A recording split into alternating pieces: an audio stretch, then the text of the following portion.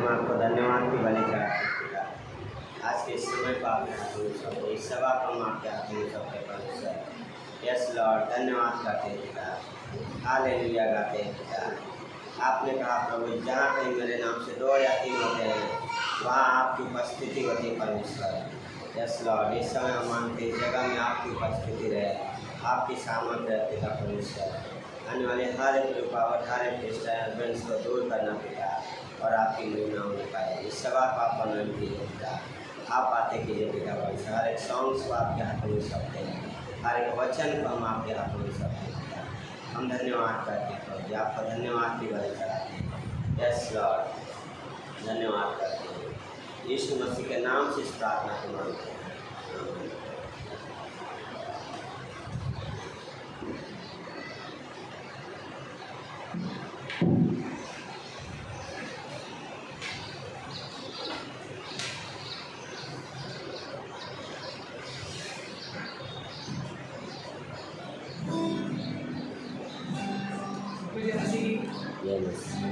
आइए हम परमेश्वर की आराधना के लिए हमारे सामने खड़े रहते हैं।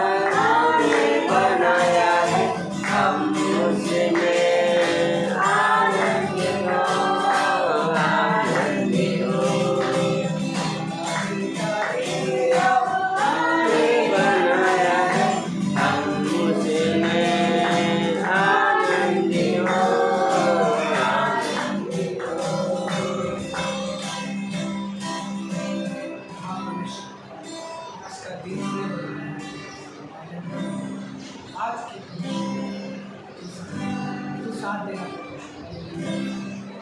क्योंकि हम तेरे आराधना करते हुए जा हम हाथ उठाकर तेरी आराधना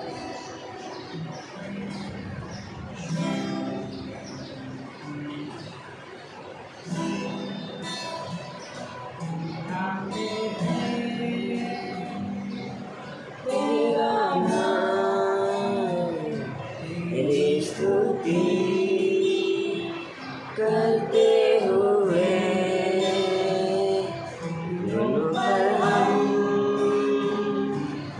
आकर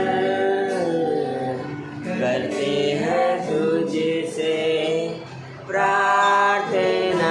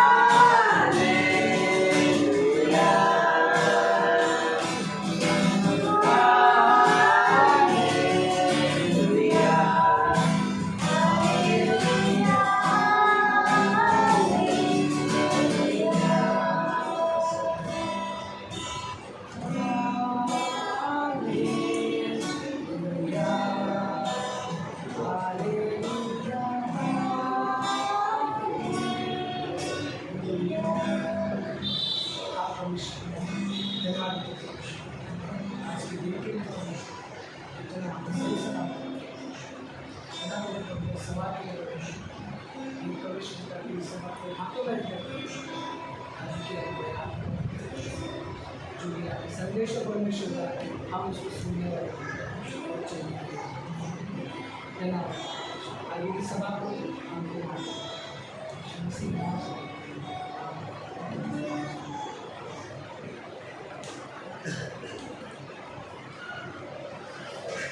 बैठे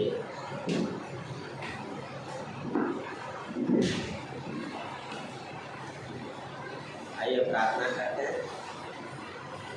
प्रभु जी, हम धन्यवाद करते हैं पिता आज के दिन के समय से पिता इस सभा को हम आपके हाथों सौंपे मैसेज को पिता धन्यवाद हम आपको हालेलुया गाते हैं पिता। यस लॉर्ड धन्यवाद करते पिता। आप बातें कीजिए, हर एक डिस्ट्रैक्शन को दूर कीजिएगा पिता। धन्यवाद करते हैं यीशु मसीह के नाम से, आमीन। तो पहला कुरिन्थियों का पहला अध्याय उसकी 20वीं पंक्ति से देखेंगे तो होता है, कहाँ रहा ज्ञानवान, कहाँ रहा शास्त्री, कहाँ रहा इस संसार का विवादी। क्या परमेश्वर ने संसार के ज्ञान को मूर्खता नहीं खाया? पौलुस क्या कर रहा है? सवाल कर रहा है ना। कहाँ क्या बोला? कहाँ रहा ज्ञानवान, कहाँ रहा शास्त्री, कहाँ रहा संसार का विवादी। क्या परमेश्वर ने संसार के ज्ञान को मूर्खता नहीं खाया? पर पौलुस सवाल कर रहा है कि कहाँ पे हैं ये सब। और पौल क्या बोला कि परमेश्वर ने संसार के ज्ञान को मूर्खता ठहराया है ना। क्यों? क्योंकि संसार आगे बोलता है, वहाँ पे बोलता है क्योंकि जब परमेश्वर के ज्ञान के अनुसार संसार ने ज्ञान से परमेश्वर को न जाना, तो परमेश्वर को यह अच्छा लगा कि इस प्रचार की मूर्खता के अनुसार विश्वास करने वालों को उतार दे। तो परमेश्वर ने ज्ञान दिया इंसान को, है ना, फिर जान सके, है ना। हर क्या बोलता है भाषा दशक में, हर किसी के विवेक में अनंत डाला गया है, भले बुरे की समझ दिया गया है ना। परमेश्वर को समझने की क्षमता दी गई है, लेकिन संसार ज्ञान से परमेश्वर को नहीं जान सका। जब ज्ञान के से नहीं जान सका तो परमेश्वर ने एक और तरीका चुना, और वह है मूर्खता, जिसे संसार की नज़र में मूर्खता कहा जाता है। संसार जिसे मूर्खता कहता है वो तरीका परमेश्वर ने अपनाया है ना। संसार के लिए मूर्खता क्या है? क्रूस का प्रेम, यीशु मसीह का बलिदान क्रूस पे संसार के लिए क्या है? मूर्खता है। और वही यहाँ पे पौलुस जिक्र कर रहा है। बताइए, यहूदी तो चिन्ह चाहते हैं और यूनानी तो ज्ञान क्या है? यहूदी तो चिन्ह चाहते हैं और यूनानी ज्ञान की खोज में रहते हैं, है ना। क्या चाहते हैं यहूदी? चिन्ह चाहिए, चमत्कार चाहिए। यीशु मसीह जब इस धरती पे था तो सब क्या चमत्कार की मांग कर रहे थे। तू हमें कौन सा चिन्ह दिखाता है कि हम तुझ पर विश्वास करें? हाँ, लोग सवाल करते थे कि तू क्या चाह क्या कौन है। लेकिन यहूदियों को चिन्ह चाहिए और यूनानियों को क्या चाहिए? ज्ञान के चाहिए, है ना। हर किसी को कुछ ना कुछ चाहिए, लेकिन परमेश्वर जो देना चाहता है वो कोई स्वीकार नहीं करना चाहता है ना। ये बोलता है, परंतु हम तो उस क्रूस पर चढ़ाए हुए मसीह का प्रचार करते हैं, जो यहूदियों के लिए ठोकर का कारण और अन्य जातियों के लिए मूर्खता है। क्रूस यहूदियों के लिए ठोकर का कारण क्यों बना? क्यों? क्योंकि उनके हिसाब से उनका राजा जो आने वाला है वो सारी बुराई को दूर करेगा, वो राज्य करेगा और उन्हें बुराई से छुड़ाएगा। यस, उनका राजा उसके लिए आया, बट उन्होंने एक्सेप्ट नहीं किया। हाँ, पहले से ही परमेश्वर ने बता दिया था कि उनका आने वाला राजा क्रूस पे मरने वाला है। बट ये क्रूस की मौत उनके लिए क्या है? मूर्खता है। क्यों? उनके लिए तो राजा डायरेक्ट सिंहासन पे बैठना चाहिए, बट परमेश्वर जो मूर्खता लगती है उसी को इस्तेमाल करता है। और यूनानियों को क्या लगता है? ज्ञान की ज़रूरत है। ज्ञान अच्छा है, लेकिन अगर वो ज्ञान परमेश्वर की ओर हमें लीड ना करे, परमेश्वर के पास लेके ना जाए, तो क्या है? व्यर्थ है ना। ज्ञान रखना कोई बुरा नहीं है, लेकिन हम कौन सा ज्ञान हमारे पास से इकट्ठा कर रहे हैं, कौन सा नॉलेज ले रहे हैं, वो मायने रखता है ना। सो इसलिए बोला, परंतु हम तो उस क्रूस पर चढ़ाए हुए मसीह का प्रचार करते हैं, जो यहूदियों के लिए ठोकर, अन्य जातियों के लिए क्या है? मूर्खता है। चलो, यहूदी तो क्रूस के बारे में जानते थे, पर अन्य जातियों के लिए क्या है? मूर्खता है। आज लोग सवाल करते हैं कि जो अपने आप को नहीं बचा सका तो हमें क्या बचाएगा? है, कितना मूर्खता वाला सवाल है। एक परमेश्वर क्रूस पे मरा बचाने के लिए, लेकिन संसार के लिए क्या है? मूर्खता है। संसार के लिए क्या है? लड़ाई करो, है ना। हर किसी के दिमाग में छुटकारे का एक तस्वीर है। हर कोई बोलते ना, परमेश्वर के लिए एक तस्वीर बना कर रखा है, अपने हिसाब से परमेश्वर बना कर रखा है और उसी हिसाब से चाहते कि ऑपरेट हो। पर परमेश्वर इंसान की समझ से कहीं ज़्यादा जाके क्या है कार्य करता है, क्योंकि इंसान की सोच क्या है लिमिट है, लेकिन परमेश्वर की सोच लिमिट नहीं है। परंतु जो बुलाए हुए हैं, क्या यहूदी क्या यूनानी, उनके निकट परमेश्वर की सामर्थ और परमेश्वर का क्या है ज्ञान है। किसके लिए? जो बुलाए हुए हैं। यहूदियों के लिए क्या है ठोकर का कारण है, अन्य जातियों के लिए मूर्खता है, पर जो बुलाए हुए हैं उनके लिए क्या है सामर्थ है। हाँ, जो बुलाए हुए हैं चाहे यहूदी हो चाहे यूनानी हो, उनके निकट क्या मसीह परमेश्वर की सामर्थ है। हाँ, मसीह किसकी सामर्थ है? परमेश्वर की सामर्थ है, क्योंकि परमेश्वर की मूर्खता मनुष्य के ज्ञान से ज्ञानवान है और परमेश्वर की निर्बलता मनुष्यों के बल से बलवान है। हाँ, हर किसी के अंदर सामर्थ है, लेकिन परमेश्वर की सामर्थ मनुष्यों से, उसकी निर्बलता जो है मनुष्यों से। क्यों? उस क्रूस पे यीशु मसीह ने जय जयकार की ध्वनि सुनाई। हाँ, मौत को हराया, शैतान को हराया, संसार को जीता उस क्रूस के द्वारा। हाँ, जिसके द्वारा संसार को जो मूर्खता लगता है वो परमेश्वर, उसके द्वारा परमेश्वर विजय देता है। और इसलिए किसके लिए सामर्थ है? जो बुलाए हुए हैं। रोमियो 8:28 में क्या बोलता है पौलुस? उस वचन को पढ़ते हैं, होता है, हम जानते हैं कि जो लोग परमेश्वर से प्रेम रखते हैं उनके लिए सब बातें मिलकर भलाई ही को उत्पन्न करती है, अर्थात उन्हीं के लिए जो उसकी इच्छा के अनुसार बुलाए हुए हैं। क्योंकि जिन्हें उसने पहले से जान लिया है उन्हें पहले से ठहराया भी है कि उसके पुत्र के स्वरूप में हो, ताकि वह बहुत भाइयों में पहलौठा ठहरे। फिर जिन्हें उसने पहले से ठहराया उन्हें बुलाया भी, और जिन्हें बुलाया उन्हें धर्मी भी ठहराया, और जिन्हें धर्मी ठहराया उन्हें महिमा भी दिया। हाँ, क्या बोला वहाँ पे? जो उसकी इच्छा के अनुसार बुलाए हुए हैं उनके लिए सामर्थ है। और यहाँ पे बोल रहा है जो ने परमेश्वर पहले से जाना, परमेश्वर अपने पूर्व ज्ञान में जानता था कि कौन उसे स्वीकार करेगा कौन नहीं, लेकिन परमेश्वर हर इंसान को फ्री विल देता है, हर इंसान को स्वेच्छा दिया है चुनाव करने का। यीशु मसीह ने क्रूस पे काम को पूरा किया, अब वो हर किसी को एक्सेप्ट करना वो चुनाव है। यहूदियों के लिए भी चुनाव था, यूनानियों के लिए भी चुनाव था, अन्य जातियों के लिए भी चुनाव था। परमेश्वर जानता है, लेकिन परमेश्वर हमें चुनाव देता है।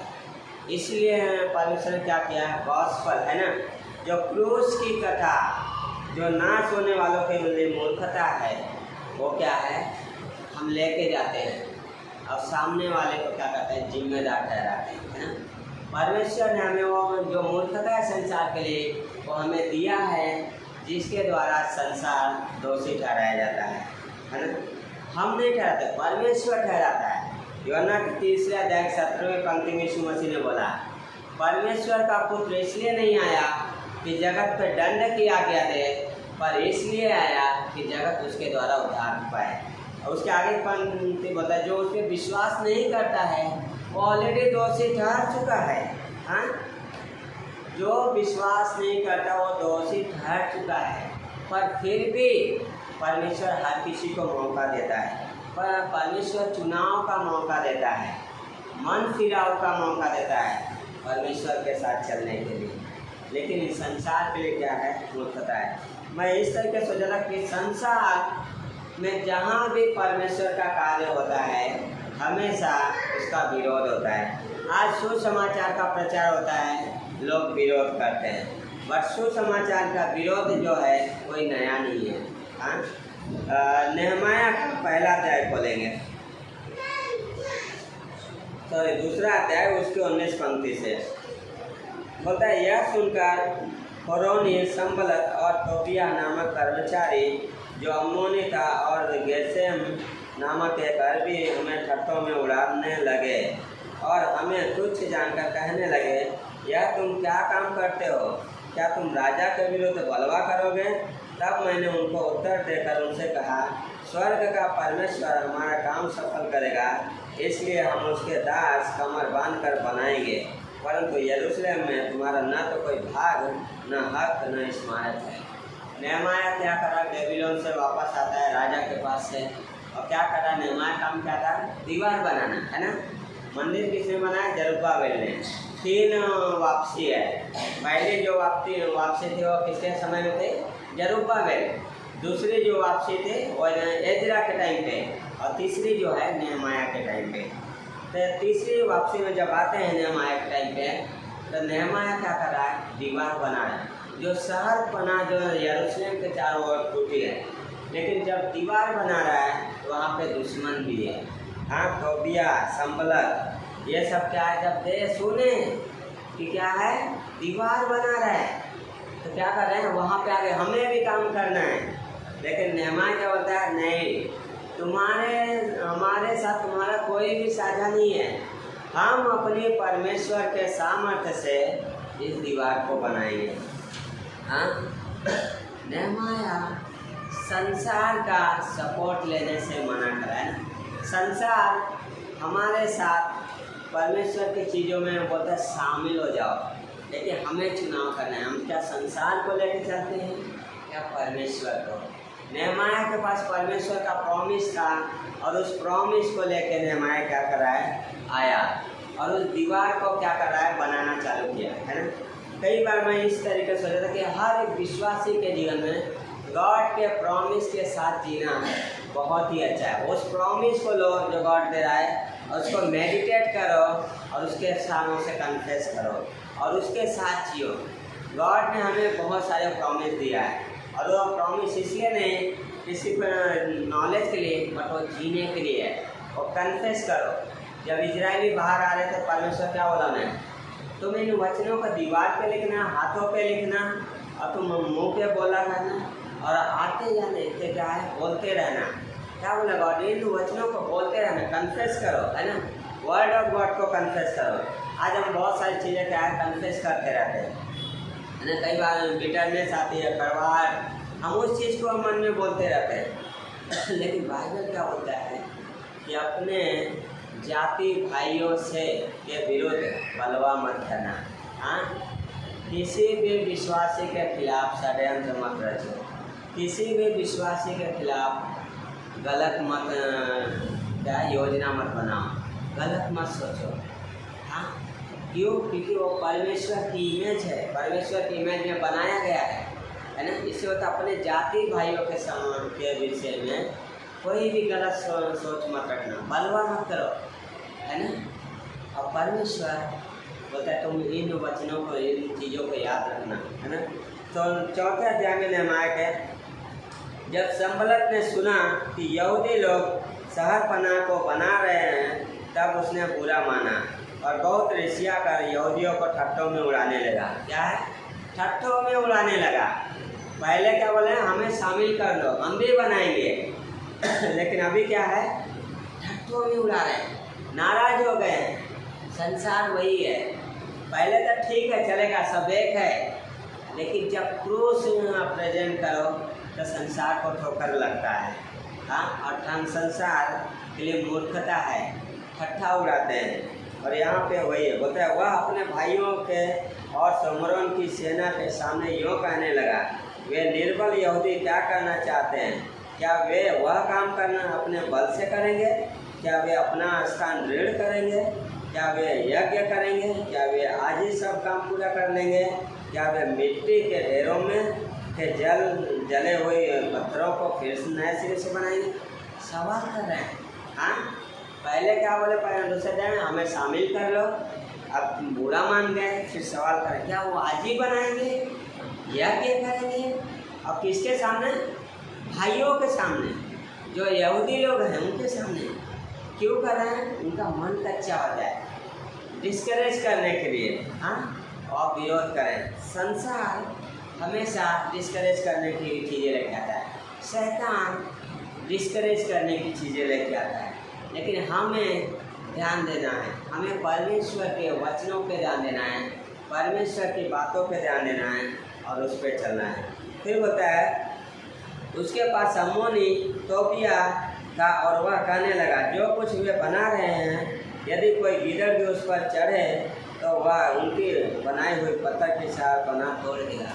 किस तरीके से परमेश्वर के काम को ठट्ठों में उड़ा रहे हैं कि गीदड़ भी चलेगा तो क्या टूट जाएगा। गीदड़ एक पक्षी है ना। अब बोलते वो चलेगा तो टूट जाएगा, लेकिन वो नहीं जाने कि परमेश्वर का कार्य है। पता है जब यीशु मसीह क्रूस पे चढ़ाया गया,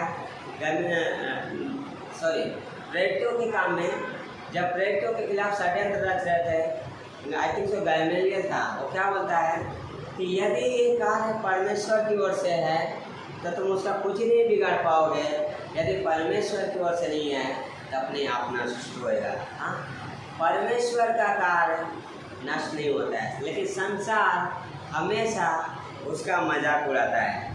लेकिन परमेश्वर अपने कार्य को जो संसार के नज़र में मूर्खता है, उसी के द्वारा हमेशा क्या है, महिमा मिली है परमेश्वर को। इजरायली जब आ रहे थे, उनके लिए क्या मजाक था, मिस्रियों के लिए, है ना। लेकिन यहाँ पे जब शहर बनाना बन रहे, उनके लिए मजाक है। जब यीशु मसीह धरती पे था, उनके लिए मजाक था, मूर्खता था।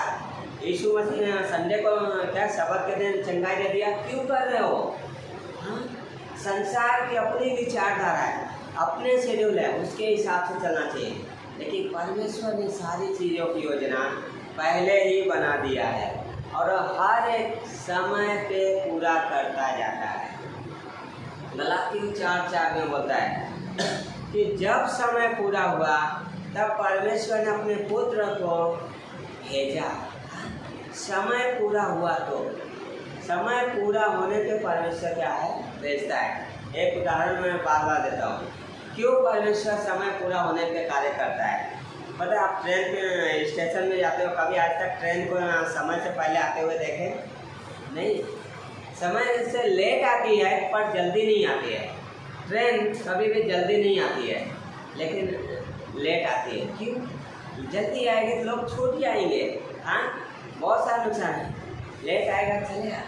उसी तरीके से परमेश्वर या तो समय पे आता है ना, समय पे करता है या लेट करता है। आज जो कलीसिया को लेट कर रहा है उठाने के लिए, प्रकाशित वाक्य में क्या है, प्राचीन जो वध किए गए यीशु मसीह के लिए सवाल पूछते हैं, हे स्वामी कब तो हमारे पलटा लेगा, कब तक देर करेगा? क्या होता है, और थोड़ा इंतजार करो, जो तुम्हारे भाई तुम्हारे समान वध होने वाले हैं उनकी भी गिनती पूरी होने दो।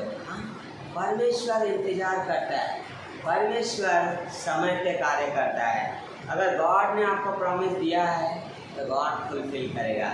परमेश्वर झूठा नहीं, वो सच्चा परमेश्वर है और उसकी प्रॉमिस के साथ चलते। नहमाया ने क्या किया, जब सुना कि शहर पना क्या है, टूटी हुई है, उसके अंदर एक बर्डन आया और उस बर्डन को लेके क्या है, उसने प्रार्थना किया, राजा के सम्मुख गया। हाँ, और राजा ने क्या, परमेश्वर ने राजा के मन को तैयार किया और उसने राजा ने जाने दिया। और परमेश्वर की उस प्रॉमिस के साथ में नहमाया दीवार बनाने चला। हाँ, और उस दीवार को हम देखते हैं क्या फुलफिल हुआ। 45 डेज ना 52 बना के क्या है, कंप्लीट हो। फिर बोलते हैं चौथी पंक्ति में, हे हमारे परमेश्वर, यहाँ पे नहमाया की प्रार्थना, हे हमारे परमेश्वर सुन ले कि हमारा अपमान हो रहा है और उनका किया हुआ अपमान उन्हें के सिर पर लौटा दे और उन्हें बंधुआई के देश में लुटवा दे। क्या है, अपमान हो रहा है। कई बार संसार डिस्करेजमेंट की चीज़ें लाती है, यहाँ पे वही करें, डिस्करेज करें, लेकिन क्या है, अपना परमेश्वर तू ध्यान दे, तू सुन। हाँ, नहमाया ये नहीं डिफेंड करने नहीं जा रहा है, लेकिन वो परमेश्वर पे भरोसा रख रहा है, परमेश्वर से प्रार्थना कर रहा है। पता है जब दाऊद राजा भाग रहा था तो उस समय अहीतोपेल की जो काउंसिलिंग थी, सलाह थी, परमेश्वर के जैसी माने जाते थे। वो अबशालोम के पास गया सलाह देने के लिए। अगर उसकी सलाह सुनता था अबशालोम तो क्या होता था, दाऊद निश्चय मारता था। लेकिन दाऊद ने प्रार्थना किया, हे परमेश्वर अहीतोपेल की सलाह को निष्फल कर दे। और क्या होता है, और निष्फल हो जाती है, उसका नहीं सुना जाता, जाके आत्महत्या कर लेता है। अगर परमेश्वर के लोगों के खिलाफ षड्यंत्र मत रचो। वही वहाँ पे भजन संहिता व्यवस्था विवरण के उस अध्याय में वही बोलता है कि परमेश्वर के लोग अपने जाति भाइयों के खिलाफ षड्यंत्र मत रचो, हाँ, बलवा मत करो। और यहाँ पे ये क्या कर रहे हैं, वही कर रहे हैं, अपने भाइयों के खिलाफ कर रहे हैं, अपने परमेश्वर के कार्य के खिलाफ कर रहे हैं। बहुत बार मिनिस्ट्री में लोग ऐसा आते हैं, ये कमेंट करते हैं, डिस्करेज करते हैं, लेकिन हमें चलते रहना है, परमेश्वर को देख के चलना है, ना कि संसार को, है ना। बोलता है तब उनका अधर्म तो न ढाँप और उनको न उनका पाप तेरे सम्मुख से मिटाया जाए, क्योंकि उन्होंने तुझे शहर पनाह बनाने वालों के सामने क्रोध दिलाया है। क्या बोला है, परमेश्वर तुझे क्रोध दिलाया है, हाँ। नेहमाया प्रेयर कर रहा है, मतलब हम लोगों ने शहर पनाह को बनाया और सारी शहर पनाह आधी ऊंचाई तक जुड़ गई, क्योंकि लोगों का मन उस काम में नित लगा है। वाह, क्यों दीवार बन गई, क्योंकि लोग काम उसमें लगा रहा है, हाँ। परमेश्वर आज एक दीवार बना रहा है, कलेसिया, परमेश्वर अपना भवन बना रहा है, और उसमें क्या करता है, हमारे जैसे निर्बल लोगों को क्या है, चुनता है और फिर वो काम देता है। और हमारा काम क्या है, उसमें ध्यान से उसमें लगे रहना, है ना, एक प्रार्थना के जीवन के साथ, एक प्रॉमिस के साथ, और परमेश्वर को देखते हुए, हाँ। फिर तुलसीस में पौलुस बोलता है कि उस स्वर्गीय स्थानों में ध्यान करो जहाँ स्वयं मसीह विद्यमान है, हाँ, संसार की वस्तुओं पे नहीं, स्वर्गीय वस्तुओं में। जब आप हिब्रू का पढ़ते हो तो वहाँ पे बार बार क्या कर रहा है, लेखक याद दिला रहा है कि तुम्हारा महायाजक क्या जिंदा है, तुम्हारा बलिदान कंप्लीट हो गया है, तुम्हें बलि चढ़ाने की ज़रूरत नहीं है, क्योंकि हिब्रू के जो वहाँ पे क्या है, विश्वासी हैं और डिस्करेज हैं, पीछे जा रहे हैं, क्योंकि नीरो के टाइम पे सताव चल रहा है, पीछे जा रहे हैं, लेकिन वहाँ पे इंकरेज कर रहा है। उस महायाजक को क्या करो, ध्यान करो, उस यीशु को ध्यान करो जो स्वर्गीय स्थानों में बोलता है, उस अनुग्रह के सिंहासन के पास आओ जहाँ पे अनुग्रह मिलता है, जहाँ पे सहायता मिलती है, हाँ। और हमें भी आज परमेश्वर को देखते हुए लाइफ में आगे बढ़ते जाना है। परमेश्वर को देखते, नज़र से देख के चलेंगे ठोकर खाएंगे, गिरेंगे, संसार को देखेंगे डिस्करेजमेंट आएगा। परमेश्वर को देखना और चलना, परमेश्वर क्या बोलता है, परमेश्वर के विचार क्या हैं, ये जानना, हाँ। परमेश्वर की इच्छा जानने की कोशिश करना। हमें हर विश्वासी को क्या, हमें हमारे जीवन जानना है परमेश्वर की इच्छा कार्य क्या है। सबसे बड़ा अगर हम जानने की कोशिश करें तो परमेश्वर की इच्छा क्या है, हाँ। हम जो भी करते हैं क्या परमेश्वर की इच्छा है। अगर परमेश्वर के इच्छा के बाहर है तो कार्य नहीं कंप्लीट होएगा। अगर गॉड का विल है तो कार्य रुकेगा भी नहीं। और नेहमाया के टाइम पे वही है, परमेश्वर की इच्छा थी कि कार्य को कंप्लीट होना, और जिसकी वजह से शत्रु क्या है, नहीं कर पाए। उसके परमेश्वर के कार्य करने के लिए हमें उसके अनुग्रह की ज़रूरत है, उसकी सामर्थ्य की ज़रूरत है। और वो अनुग्रह और सामर्थ्य या हम उसके साथ सामने जाते हैं प्रार्थना में, वहाँ पे मिलती है। कहाँ मिलेगी अनुग्रह, परमेश्वर देगा अनुग्रह। सामर्थ्य कहाँ मिलेगी, जहाँ हम निर्बल होते हैं, हाँ। दूसरा कुरिन्थियों को 12 अध्याय की 9वीं पंक्ति में पौलुस बोलता है, जब मैं निर्बल होता हूँ, उस पंक्ति को पढ़ते हैं, दूसरा कुरिन्थियों 12 का 9।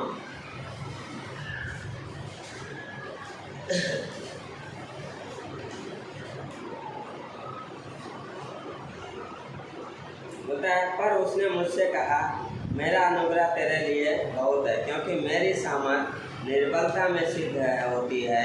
इसलिए मैं बड़े आनंद से अपनी निर्बलताओं पर घमंड करूँगा कि मसीह की सामर्थ मुझ पर छाया करती है। क्या बोला है, पौलुस प्रार्थना कर रहा है, परमेश्वर मेरे शरीर के काटा है, जो चुभाया जा रहा है, निकाल दे, जो मेरी हालातें हैं बदल दे। लेकिन परमेश्वर क्या बोला है, मेरा अनुग्रह तेरे लिए काफ़ी है, क्योंकि मेरी सामर्थ निर्बलताओं में प्रकट होती है, हाँ।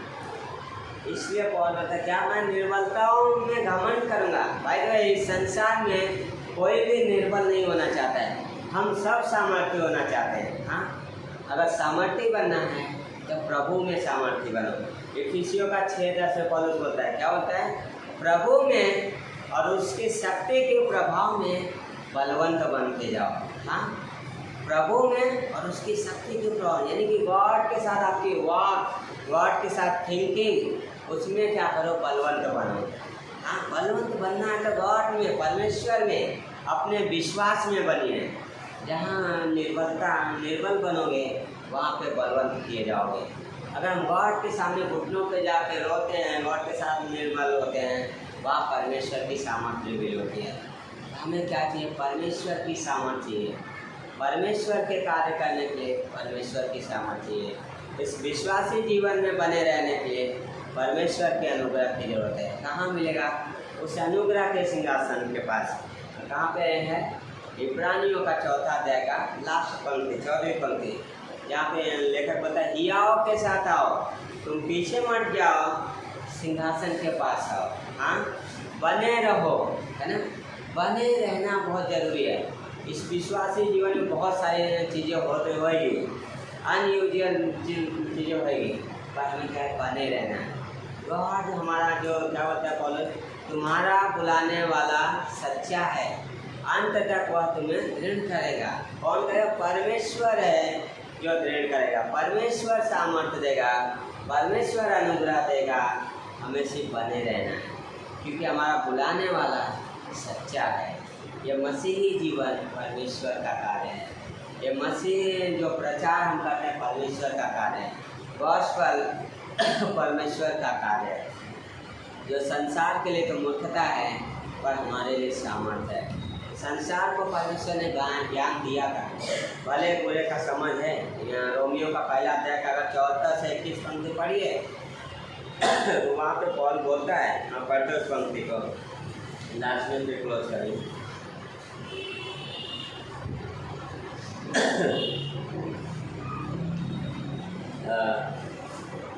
16-18 से होता है, परमेश्वर का क्रोध तो उन लोगों की सब भक्ति और अधर्म पर स्वर्ग से प्रकट होता है जो सत्य को अधर्म से दबाए रखते हैं। इसलिए कि परमेश्वर के विषय का ज्ञान उनके मनों में प्रकट है, क्योंकि परमेश्वर ने उन पर प्रकट किया है। क्या है क्यों परमेश्वर का क्रोध हर किसी पे आएगा जो क्राइस्ट को एक्सेप्ट नहीं करता? क्योंकि परमेश्वर के विषय का ज्ञान हर किसी के मनों में डाला गया, परमेश्वर ने डाला है। हाँ, लेकिन संसार ने इनकार किया। हाँ, जब हम बाइबल पढ़ते पता चलता परमेश्वर ने 2 तरीके का प्रकाशन दिया। जनरल रेवलेशन जो सृष्टि बताती है परमेश्वर के बारे में, रचनाकार के बारे में बताती है। विशेष रेवलेशन जो परमेश्वर का वचन है। इंसान ने क्या है, जानना नहीं चाहा, वहाँ पे वही बोलता है विश्व बोलता है उसके अनदेखे गुण, अर्थात उसकी सनातन सामर्थ्य और परमेश्वर जगत की सृष्टि के समय से उसके कामों के द्वारा देखने में आते हैं, यहाँ तक कि वे नियुक्त है। क्या बोला, जगत की सृष्टि से जब परमेश्वर ने सृष्टि की रचना किया तो उसने एक चीज़ दिया, उसके सृष्टि में उसके बारे में ज्ञान रखा कि इंसान जान सके कि परमेश्वर है। हाँ, परमेश्वर को इंसान जान सके। उसका होता है इस कारण कि परमेश्वर को जानने पर भी उन्होंने परमेश्वर के योग्य बड़ाई और धन्यवाद न किया, परंतु व्यर्थ विचार करने लगे, यहाँ तक कि उनकी निर्बुद्धि मन अंधेरा हो गया। लोगों ने परमेश्वर को जाना पर क्या अपने हृदय को कठोर किया। आज संसार जब बीमा न्यासन श्वेत सिंहासन पे यीशु मसीह के सामने खड़ा होगा, कोई ये नहीं बोल सकता कि मुझे नहीं बताया गया, क्योंकि हर किसी के पास परमेश्वर की समझ है। परमेश्वर ने हर किसी तक अपना सुसमाचार पहुंचा रहा है। रैप्चर आज अभी इसलिए नहीं हो रहा है, इसलिए कलीसिया अभी तक परमेश्वर रखा है, क्योंकि परमेश्वर चाहता है किसी का नाश न हो। परमेश्वर चाहता है हर किसी का उद्धार हो। हाँ, परमेश्वर ने एक समझ दिया था सबको परमेश्वर को जानने के लिए, उससे भी नहीं जाना, परमेश्वर स्वयं आया। जब परमेश्वर स्वयं आया फिर भी इनकार किया गया, तो परमेश्वर ने एक मैसेज रखा जो संसार मूर्खता बोलता है, जो संसार की नज़र में मूर्खता है, जो निर्बल है वह तो क्या है, सामर्थ्य है। क्यों? क्योंकि वो लाइफ चेंज करता है। निर्बलता परमेश्वर के लोगों के लाइफ को चेंज करता है, लोगों के जीवन को बदलता है। और जब हम निर्बल होते हैं परमेश्वर के सामने हमारा लाइफ चेंज होता है, हमारा थिंकिंग चेंज होता है, हमारा परमेश्वर के साथ जो चाल है वो बदल जाती है। हमें परमेश्वर के सामने निर्बल बनना है ताकि हम दूसरों के सामने खड़े सकें। पौलुस को बोलता है यीशु मसीह 23वें अध्याय के प्रेरित का काम कि क्या पौलुस जिस तरीके से क्या तू यहाँ पे क्या है मेरी गवाही दिया, उसी तरीके से तुझे महासभा के सामने खड़ा होना है। पौलुस जो वहाँ पे बोला निर्बल है, वही पौलुस क्या है अग्रिप्पा के सामने खड़ा हो रहा है, वही पौलुस क्या है महासभा के सामने क्या कर रहा है, गवाही दे रहा है। जिसके लिए सब क्या है मारने को आ रहे हैं, वही पौलुस क्या है खड़ा हो रहा है। क्यों? उसके पास मैसेज है, परमेश्वर को देख रहा है, परमेश्वर से बातें कर रहा है। क्योंकि पौल था, इसलिए जब क्या है 26वें अध्याय में 33 में जब जहाज से जा रहे हैं माल्टा से, जहाज तूफान है लेकिन वहाँ पर परमेश्वर का दास था, परमेश्वर ने बचाया। आज कलेसिया है इसलिए संसार बचा हुआ है। पहला जो बताया अभी तक रोकने वाला रोके हुए है, पवित्र आत्मा है जो अधर्म को रोके हुए है, पवित्र आत्मा है जिसकी वजह से आज सीधा है अभी सब लिखा हुआ है। परमेश्वर का न्याय निश्चित है। संसार के लिए मूर्खता है पर हमारे लिए सामर्थ्य है, पर हमें उस मूर्खता में बने रहना, हाँ हमें उसमें बढ़ते रहना है। परमेश्वर का कार्य है, डिस्करेज करने वाले आएंगे, हाँ लेकिन हमें परमेश्वर में क्या है बलवंत होना है। पहला शमूएल के 3 अध्याय का अगर 6वीं पंक्ति पढ़ोगे क्या है, दाऊद के सब शूरवीर योद्धा का कारण पत्थर उठाए हैं मारने के लिए। क्यों? क्योंकि उनके बीवी बच्चे छीन लिए गए हैं, बंधुआई में चले गए हैं। सब क्या दाऊद की वजह से हुआ, मारने के तैयार हुए। लेकिन 6वीं पंक्ति क्या होता है, दाऊद ने अपने परमेश्वर यहोवा को याद किया और उसमें हिया बांधा है। हाँ किसको याद कर? परमेश्वर को। दाऊद शमूएल को याद नहीं कर रहा है, शाऊल को नहीं याद कर रहा है कि काश अगर होते तो बच जाता। दाऊद परमेश्वर को याद कर रहा है ना, परमेश्वर को याद करना, उसमें हियाव बांधना।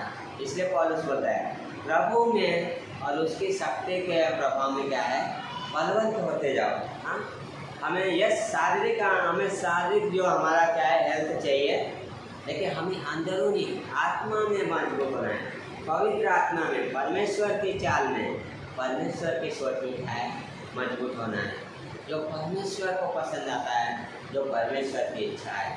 क्योंकि हम एक दीवार बना रहे हैं, है ना, हम एक मंदिर है, परमेश्वर की मंदिर है, जो परमेश्वर का घर है। लेकिन हमें क्या मजबूत होना है, कहाँ? प्रभु में और उसकी शक्ति के प्रभाव। डिस्करेजमेंट आएंगे, विरोधी आएंगे, लेकिन हमें बने रहना है। बने रहेंगे तो कार्य पूरा होगा। अगर डिस्करेज होकर छोड़ेंगे तो कार्य अधूरा रहेगा। बने रहना जरूरी है। वहाँ पर नेहमाया बोलता है कार्य हमने पूरा किया क्योंकि सब लोग नित्य उसमें लगातार लगे रहे। हाँ क्यों काम पूरा हुआ? क्योंकि सबका मन उस काम में लगा रहा। हाँ हमें इस मसीह जीवन में ध्यान से चलते रहना है, उसके हमें गॉड के साथ वॉक चाहिए, है ना। इस वचनों की हमें ज़रूरत है, प्रार्थना की ज़रूरत है, संगति की ज़रूरत है। बिना प्रार्थना, बिना संगति, बिना वचन के हम मसीह जीवन नहीं जी पाएंगे। और जिएंगे तो उसमें सामर्थ्य नहीं रहेगा, उसमें परमेश्वर को महिमा नहीं है। हाँ हमें वो जीवन जीना है जो परमेश्वर चाहता है, जो परमेश्वर को प्रसन्न करे। हाँ जब स्वर्ग जाए परमेश्वर बोले शाबाश मेरे विश्वास योग्य दास, इनाम के लिए दौड़ो। पौलुस बोलता है दौड़ में सभी दौड़ते हैं, लेकिन इनाम क्या है? एक ही लेके जाता है, हवा में मुक्के नहीं मारना है। क्या? हाँ बोलते मैं हवा में मुक्के नहीं चलाता, दूसरा कोई क्यों मरता है, निशाने की ओर दौड़ता है। हाँ उस तरीके से हवा में नहीं, परमेश्वर के साथ चाल में चलना है। हाँ उस इनाम के लिए दौड़ना है, उस मुकुट के लिए चलना है। क्राइस्ट को देखते हुए, यीशु मसीह को देखिए, उस मसीह को में क्या है बढ़ते रहिए। और उसके लिए कहाँ देखेंगे हम? वचनों में उसका क्या नेचर है, उसकी खोज कीजिए। इच्छा क्या है, गॉड क्या चाहता है, इन वचनों में खोजिए। परमेश्वर आपसे बातें करेगा, क्योंकि ये वचन जीवित और दो धारी तलवार है। ये सिर्फ लिखा हुआ वचन नहीं है। यस ये लिखा हुआ है, पर अगर आप इसको पढ़ोगे, मेडिटेट करोगे तो जीवित वचन है।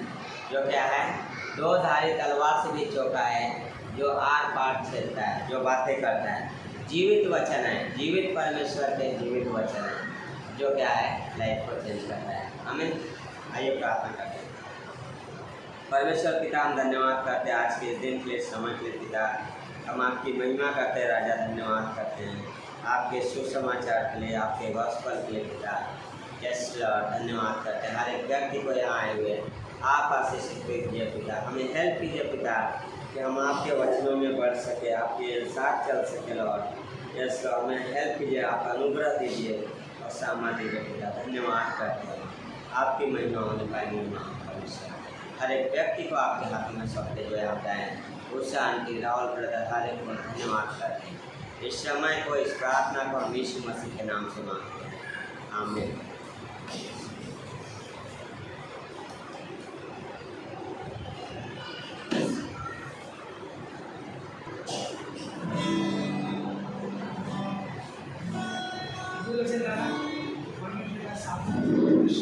जो भी कार्य करता है अपने समय में वही अपने सामने खड़े रह के परमेश्वर की गीत गाते, क्योंकि यीशु हमारा महान